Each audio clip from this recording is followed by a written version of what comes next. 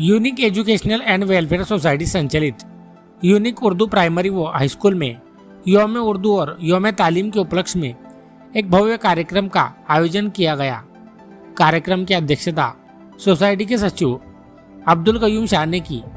कार्यक्रम की शुरुआत कुरान पाक की तिलावत से की गई। स्कूल के हेडमास्टर शेख नईम ने कार्यक्रम का उद्देश्य बताते हुए उर्दू भाषा की महत्ता पर प्रकाश डाला। सहायक शिक्षक शेख सुलेमान ने उर्दू की उपयोगिता और सांस्कृतिक महत्व को विस्तार से समझाया। जमात 5 के विद्यार्थी ने नात, भाषण, अशरार, कहावतें, नज़में पेश कर कार्यक्रम को रोशन किया। मुकाबला परीक्षा में उत्कृष्ट प्रदर्शन करने वाले विद्यार्थियों को पुरस्कार देकर सम्मानित किया गया। इसके साथ ही विद्यार्थियों को देश की 7 प्रमुख मुस्लिम विश्वविद्यालयों के बारे में भी जानकारी दी गई।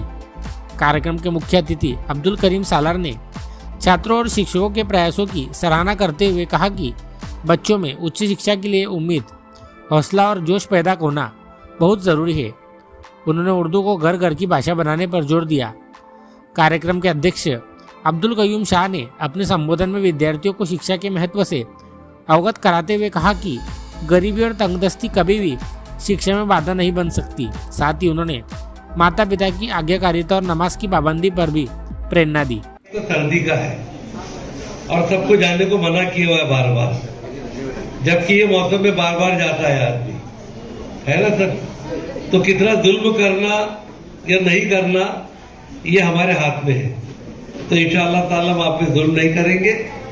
मुख्तसर मैं इतना ही कहूँगा, एक मोइन जनाब ने बहुत अच्छी बातें आपको बतलाई है, आप उसको गौर से लीजिए। आज का दिन आपकी जिंदगी में ये यौम उर्दू वाकई में यौम उर्दू होना चाहिए। अपने घर में बोलते ना, बोरी में गई क्या हो, आज से क्या बोलेंगे आप, जो सर ने बताया।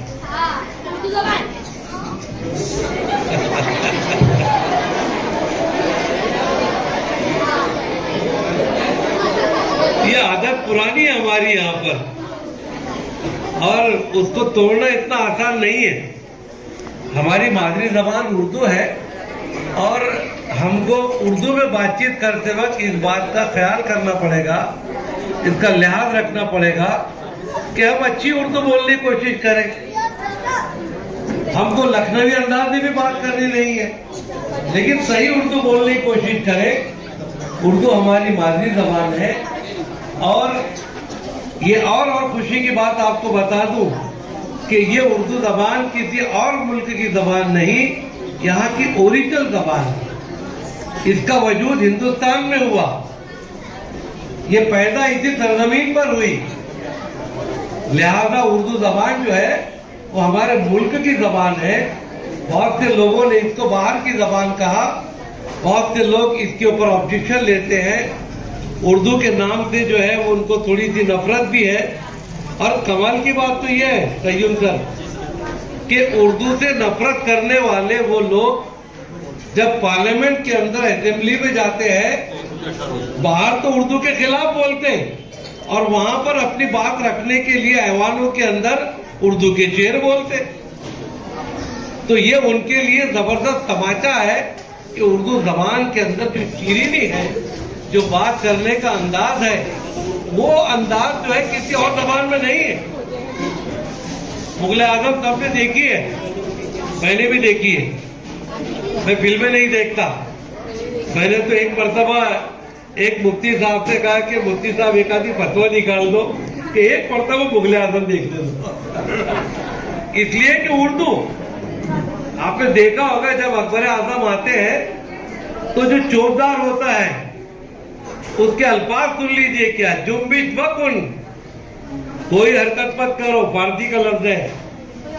होशियार, बाअदब, बामुलायदा, होशियार, आलम पना, जिले इलाही तशरीफ ला रहे।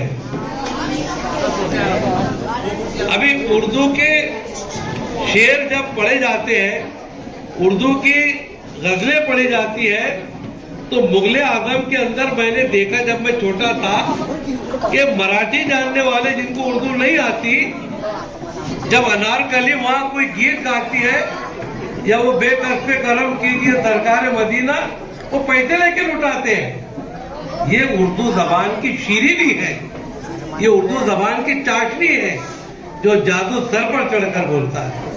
तो आज यौम जो लोग अपनी सलाहियतों को आगे लाकर इस तरह की इमारतें बनाकर आपके लिए सहूलतें प्राप्त करते हैं, वैसे ही लोग ये स्टेज पर बैठे हुए सब यहाँ पर, इन्होंने आपके लिए ये अदारे बनाए ताकि आप पढ़ लिख कर अच्छे इंसान बने।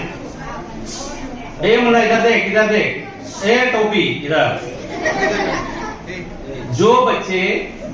जो बच्चियां अपने माँ बाप के अच्छे कामों को याद रखेगी और वो अच्छे कामों को आगे बढ़ाने के लिए खुद भी कोशिश करेगी, वही बच्चे इस जमीन पर इज्जत भी पाएंगे और वही बच्चे टिके हुए भी रहेंगे। और जो बच्चे अपने वक्त को जाया कर देंगे,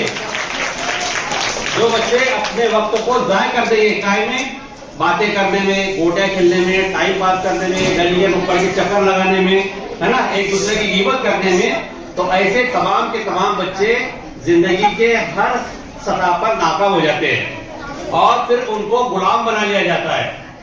बुजुर्ग कहते हैं हमारे कि वो कौम जो अपने बुजुर्गों के अच्छे कामों को याद नहीं रखती और अच्छे कामों को आगे फैलाने की कोशिश नहीं करती, वो कौम या तो गुलाम बन जाती है, नौकर बन जाती है दूसरों की, या तो इस जमीन से उनको हटा दिया जाता है। और अल्लाह ताला भी क्या बोलते हैं कि तुम जो है कोशिश करो, गौर फिक्र करो और अपनी सलाहियतों को परवान चढ़ाओ, और सलाहियतों को परवान चढ़ाने के बाद अपनी सलाहियतों को दूसरों के लिए इस्तेमाल करो ताकि वो अच्छे इंसान बने, दूसरों को फायदा पहुंचाने वाले इंसान बने, समाज को फायदा पहुंचाने वाले इंसान बने और हमारे मुल्क के अच्छे शहरी बनकर मुल्क को फायदा पहुंचाने वाले बने। तो आप में से कितने लोग अपने माँ बाप का नाम ऊंचा करना चाहते हैं? सब करना चाहते हैं। बोलो इंशाअल्लाह हम अपने माँ बाप का नाम रोशन करेंगे। तो सिर्फ बोलने से हो जाने वाला क्या करना पड़ेगा? पढ़ाई करना पड़ेगी, कोशिश करना पड़ेगी और फालतू कामों को छोड़कर अपनी सलाहियतें यहाँ लगाना पड़ेगी। तो प्यारे बच्चों, आज का जो प्रोग्राम था वो बहुत अदब वाला प्रोग्राम था। इस अदब वाले प्रोग्राम में लगता होगा आपको कि बहुत बोरियत हो रही है, लेकिन ये अदब है और इसी अदब से अदब सीखकर इंसान की किस्मतें परवान करती है। आप बाअदब की कहावत होती है ना, बाअदब बानसीब। कितने लोगों को याद है ये कहावत? तो अब इसमें से बाअदब लोग कितने हैं? बाअदब कितने? हाथ ऊंचा करो, कितने बाअदब है? एक भी बाअदब नहीं है, सब बेअदब है। अरे बाबा, बाअदब यानी अदब वाले, हम अदब वाले बच्चे हैं, तो सब अदब वाले हैं ना। हाँ, तो ये अदब सीखते हैं हम अपनी तहजीब से, अपने बुजुर्गों के आमाल से, उनके करने वाले कामों से। तो हमारी ये दुआ है कि अल्लाह ताला आपको एक बेहतरीन इंसान बनाए और समाज के लिए और मुल्क के लिए फायदेमंद आप बने, ऐसा इंसान आपको बनाए। जिन टीचर्स ने इन बच्चों को तैयार किया, जिन सरपंच हजरात ने इन बच्चों को तैयार किया, हम उनको मुबारकबाद देते हैं। आपने बहुत हिम्मत से यहाँ स्टेज पर आकर स्टेज जहीर बताइए, हम आपको भी मुबारकबाद देते हैं और दुआ करते हैं कि अल्लाह ताला आप तमाम बच्चों को अपने माँ बाप के आंखों की ठंडक बनाए और आपकी दुनिया भी बनाए और आखिरत भी बनाए।